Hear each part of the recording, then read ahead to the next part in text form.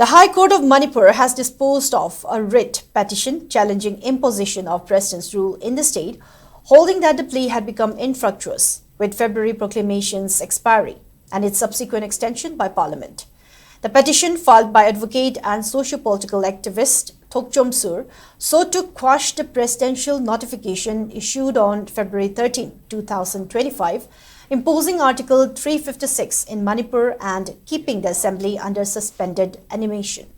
The petitioner contended that the move was arbitrary, unconstitutional and amounted to misuse of Article 356, as the assembly should have been given an opportunity to form an alternative government following the resignation of Chief Minister N. Biren Singh on February 9. Citing several landmark Supreme Court judgments, the petitioner argued that no constitutional breakdown had occurred and that the governor acted in violation of Article 174 by cancelling the 7th session of the 12th Manipur Legislative Assembly, scheduled for February 10, 2025.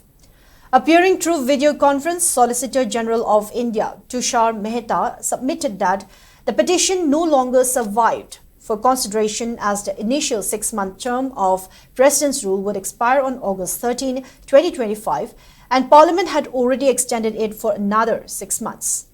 A bench comprising Chief Justice K. Somasekhar and Justice A. Guneshwar Sharma observed that, in view of the proclamation's expiry and its extension by Parliament, no purpose would be served in adjudicating the challenge to the February notification. The court accordingly disposed of the petition and the connected miscellaneous application as infructuous.